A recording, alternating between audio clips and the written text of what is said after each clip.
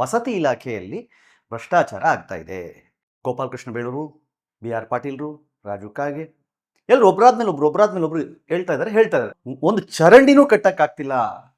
ಅನುದಾನದ ಕೊರತೆ ಎದ್ದು ಕಾಣ್ತಾ ಇದೆ. ಇಲ್ಲ ಜಮೀರ್, ದಯವಿಟ್ಟು ರಾಜೀನಾಮೆಯನ್ನು ಕೊಟ್ಟು ನೀನು ವಿಚಾರಣೆಯನ್ನು ಎದುರಿಸು. ಆ ಕೆಲಸವನ್ನ ಮಾಡದೆ ಇವಾಗ ಹೇಗಾದ್ರೂ ಮಾಡಿ ಇದನ್ನ ತಳ್ಳುವ ಪ್ರಯತ್ನವನ್ನು ಮಾಡ್ತಾ ಇದ್ದಾರೆ.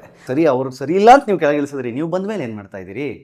ನಮಸ್ಕಾರ, ಸ್ಪೀಡ್ ಪ್ಲಸ್ ಕರ್ನಾಟಕದ ವಿಶೇಷ ಕಾರ್ಯಕ್ರಮಕ್ಕೆ ಸ್ವಾಗತ. ನಾನು ನಿಮ್ಮ ಕಿರಿಕೀರ್ತಿ. ಒಂದು ಸರ್ಕಾರ ಆಡಳಿತದಲ್ಲಿ ಇರುವಾಗಲೇ ಅದೇ ಸರ್ಕಾರದ ಶಾಸಕರು ಅದೇ ಸರ್ಕಾರದ ವಿರುದ್ಧ, ಅದೇ ಸರ್ಕಾರದ ಸಚಿವರ ವಿರುದ್ಧ ಮಾತಾಡಿದಾಗ ಏನು ಮಾಡಬೇಕು? ಯೂಶಲಿ ಇದು ಆಪೋಸಿಷನ್ ಕೆಲಸ. ಆಪೋಸಿಷನವರು ಇದನ್ನು ಮಾಡ್ತಾರೆ. ಅಂದರೆ ಬ್ಲೇಮ್ ಮಾಡೋದು, ರಾಜಕೀಯವಾಗಿ ಹೇಗಾದರೂ ಮಾಡಿ ತುಳಿಬೇಕು ಅನ್ನೋ ಪ್ರಯತ್ನದಲ್ಲಿ ಭ್ರಷ್ಟಾಚಾರದ ಆರೋಪ ಮಾಡೋದು, ಬೇರೆ ತರಹದ ಆರೋಪಗಳನ್ನು ಮಾಡೋದು ಎಲ್ಲ ಆಗುತ್ತೆ. ಆದರೆ ದುರಂತ ಏನು ಅಂತಂದರೆ, ಕರ್ನಾಟಕದಲ್ಲಿರುವಂತಹ ಕರ್ನಾಟಕ ಸರ್ಕಾರದ ವಿರುದ್ಧ, ಕರ್ನಾಟಕ ಸರ್ಕಾರದ ಸಚಿವರ ವಿರುದ್ಧ, ಕರ್ನಾಟಕ ಸರ್ಕಾರ ಯಾವ ಪಕ್ಷ ಅಧಿಕಾರದಲ್ಲಿದೆಯೋ ಅದೇ ಪಕ್ಷದ ಶಾಸಕರು ಅವ್ರ ವಿರುದ್ಧ ಮಾತಾಡ್ತಾ ಇದ್ದಾರೆ. ಗೋಪಾಲಕೃಷ್ಣ ಬೇಳೂರು, ಬಿ ಆರ್ ಪಾಟೀಲ್ರು, ರಾಜು ಕಾಗೆ ಎಲ್ಲರೂ ಒಬ್ಬರಾದ್ಮೇಲೆ ಒಬ್ರು ಹೇಳ್ತಾ ಇದ್ದಾರೆ. ಭ್ರಷ್ಟಾಚಾರ ನಡೀತಾ ಇದೆ. ಎಲ್ಲಿ ಇದು ಶುರುವಾಗಿದ್ದು? ಎಲ್ಲಿಂದ? ವಸತಿ ಇಲಾಖೆಯಲ್ಲಿ ಭ್ರಷ್ಟಾಚಾರ ಆಗ್ತಾ ಇದೆ. ನಾನೊಂದು 2,000 ಮನೆ ಕೇಳಿದ್ದೆ, ಒಂದು ಮನೆಯೂ ಸ್ಯಾಂಕ್ಷನ್ ಮಾಡಲಿಲ್ಲ. ಒಂದು ಚರಂಡಿನೂ ಕಟ್ಟಕ್ಕಾಗ್ತಿಲ್ಲ, ಒಂದು ಸ್ಕೂಲ್ ಕಟ್ಟಕ್ಕಾಗ್ತಿಲ್ಲ, ಯಾವುದಕ್ಕೂ ಅನುದಾನ ಕೊಡ್ತಾ ಇಲ್ಲ ಅಂತ ಹೇಳಿ ಸ್ವಪಕ್ಷದ ಶಾಸಕರು ಈಗ ಮುಗಿಬಿದ್ದಿದ್ದಾರೆ. ಸಿ ಎಂ ಇವಾಗ ಏನು ಮಾಡ್ಬೇಕು? ನಾನು ಮಾತಾಡ್ತೀನಿ ಎಲ್ಲರ ಹತ್ರ ಅಂತ ಹೇಳ್ತೀರಷ್ಟು ಬಿಟ್ಟರೆ ಏನು ಮಾಡಬೇಕು ಅಂತ ಗೊತ್ತಾಗ್ತಾ ಇಲ್ಲ. ಯಾಕಂದರೆ ಜಮೀರ್ ಅಹ್ಮದ್ ಅವರು ಬಹಳ ಆಪ್ತರು, ಮುಖ್ಯಮಂತ್ರಿಗಳಿಗೆ ಬಹಳ ಹತ್ತಿರ ಇರೋರು. ಹೀಗಿರುವಾಗ ಜಮೀರ್ ಅಹ್ಮದ್ ಮೇಲೆ ಏನಾದರೂ ಆ್ಯಕ್ಷನ್ ತಗೊಂಡ್ರೆ ಮುಸ್ಲಿಂ ಸಮುದಾಯ ಉಲ್ಟಾ ಬಿದ್ದುಬಿಡ್ಬೋದು, ಕಾಂಗ್ರೆಸ್ ವಿರುದ್ಧವಾಗಿ ನಿಂತ್ಕೋಬೋದು, ರಾಜಕೀಯವಾಗಿ ನಮಗೆ ಸಮಸ್ಯೆ ಆಗ್ಬೋದು ಅನ್ನುವ ಕಾರಣಕ್ಕೆ ಈಗ ಸಿದ್ದರಾಮಯ್ಯನವರು ಒಂಥರ ಡೋಲಾಯಮನ ಪರಿಸ್ಥಿತಿಯಲ್ಲಿದ್ದಾರೆ. ಈ ಹಿಂದೆ ವಾಲ್ಮೀಕಿ ಹಗರಣದಲ್ಲಿ ಆರೋಪ ಕೇಳಿಬಂದಾಗ ನಾಗೇಂದ್ರ ಅವ್ರನ್ನ ಏನು ಮಾಡಿದ್ರಿ? ರಾಜೀನಾಮೆ ತಗೊಂಡ್ರಿ, ವಿಚಾರಣೆ ನಡ್ಸಕ್ಕೆ ಹೇಳಿದ್ರಿ. ಇವಾಗಲೂ ಗೋಪಾಲಕೃಷ್ಣ ಬೇಳೂರು ಕೇಳ್ತಾ ಇರೋದೇನು? ಕಾಂಗ್ರೆಸ್ನ ಹೆಸರು ಉಳಿಬೇಕು ಅಂತಂದ್ರೆ, ಸರ್ಕಾರಕ್ಕೆ ಮುಜುಗರ ಆಗಬಾರ್ದು ಅಂತಂದ್ರೆ ಈ ಕೂಡಲೇ ವಸತಿ ಸಚಿವರಿಂದ ರಾಜೀನಾಮೆಯನ್ನು ತಗೊಳ್ಳಿ.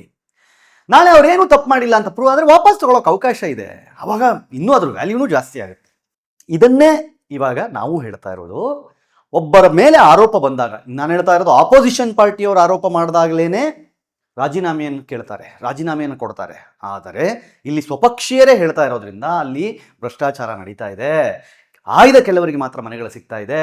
ವಸತಿ ಇಲಾಖೆಯಲ್ಲಿ ಜಮೀರ್ ಅಹ್ಮದ್ ಅವರಿಂದ ಅನ್ಯಾಯ ಆಗ್ತಾ ಇದೆ ಅಂತ ಹೇಳುವಾಗ ಅವರ ರಾಜೀನಾಮೆಯನ್ನು ತಗೊಂಡು, ಇಲ್ಲ ಜಮೀರ್, ದಯವಿಟ್ಟು ರಾಜೀನಾಮೆಯನ್ನು ಕೊಟ್ಟು ನೀನು ವಿಚಾರಣೆಯನ್ನು ಎದುರಿಸು. ವಿಚಾರಣೆ ಆಗಿ ನೀನೇನು ಮಾಡಿಲ್ಲ ಅಂತ ಪ್ರೂವ್ ಆದರೆ ವಾಪಸ್ ಮತ್ತೆ ನಿನಗೆ ಅದೇ ಖಾತೆಯನ್ನು, ಅದೇ ಇಲಾಖೆಯನ್ನು ಕೊಡ್ತೀವಿ ಅಂತ ಹೇಳಬಹುದಾಗಿತ್ತು. ಆದರೆ ಆ ಕೆಲಸವನ್ನು ಮಾಡದೆ ಇವಾಗ ಹೇಗಾದರೂ ಮಾಡಿ ಇದನ್ನು ತಳ್ಳುವ ಪ್ರಯತ್ನವನ್ನು ಮಾಡ್ತಾ ಇದ್ದಾರೆ.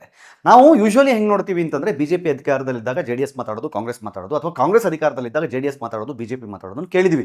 ಆದರೆ ಕಾಂಗ್ರೆಸ್ ಅಧಿಕಾರದಲ್ಲಿದ್ದಾಗ ಕಾಂಗ್ರೆಸ್ನವರೇ ಕಾಂಗ್ರೆಸ್ ವಿರುದ್ಧ ಮಾತಾಡೋದನ್ನು ಬಹಳ ಅಪರೂಪ ನಾವು ಕೇಳಿದ್ದು. ಸೊ ಹಾಗಾಗಿ ಶಾಸಕರಿಗೆ ಏನು ಅನಿಸ್ತಾ ಇದೆ? ಈಗ ಅನುದಾನದ ಕೊರತೆ ಎದ್ದು ಕಾಣ್ತಾ ಇದೆ. ನಮ್ಮ ತಾಲೂಕಿಗೆ, ನನ್ನ ಕ್ಷೇತ್ರಕ್ಕೆ ನಾನು ಏನೂ ಮಾಡೋಕ್ಕಾಗ್ತಾ ಇಲ್ಲ.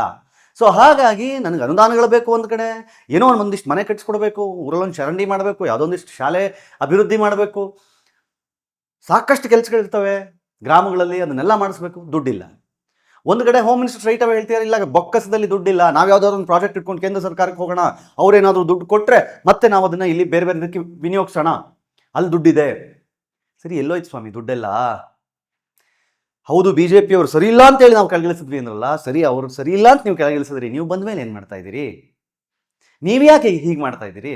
ನಿಮ್ಮ ಮೇಲೆ ಜನ ಇಟ್ಟು ನಂಬಿಕೆಯನ್ನು ಯಾಕೆ ಉಳಿಸ್ಕೊಳ್ಳೋಕ್ಕಾಗ್ತಾ ಇಲ್ಲ?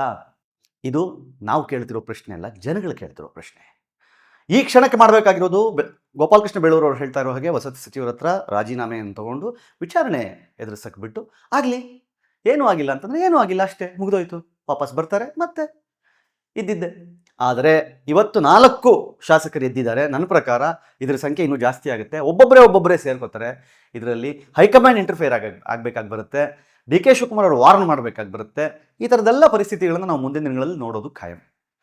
ಆದರೆ ಬೇಜಾರೇನು ಅಂತಂದರೆ, ನಮ್ಮ ರಾಜ್ಯದ ಸರ್ಕಾರದಲ್ಲಿ, ನಮ್ಮ ರಾಜ್ಯದ ಸರ್ಕಾರದ ಮೇಲೆಯೇ ಸ್ವಪಕ್ಷೀಯರು ಹಿಂಗೆ ಮಾತಾಡ್ತಾ ಇದ್ದಾಗ ಬೇರೆ ರಾಜ್ಯದವ್ರು ನೋಡ್ಕೊಂಡು ನಗ್ತಾರೆ. ಅಪಹಾಸ್ಯಕ್ಕೆ ಕಾರಣ ಆಗಬಾರ್ದು ಅಂತ ಅಷ್ಟೇ. ಏನು ಮಾಡ್ತಾರೆ ಸಿದ್ದರಾಮಯ್ಯನವರು ಕಾದು ನೋಡೋಣ. ನೋಡ್ತಾ ಇರಿ ಸ್ಪೀಡ್ ಪ್ಲಸ್ ಕರ್ನಾಟಕ. ಇದು ನಿಮ್ಮಿಂದ, ನಿಮಗಾಗಿ, ನಿಮಗೋಸ್ಕರ. ಮತ್ತೆ ಸಿಗ್ತೀನಿ. ನಮಸ್ಕಾರ. Speed plus Karnataka.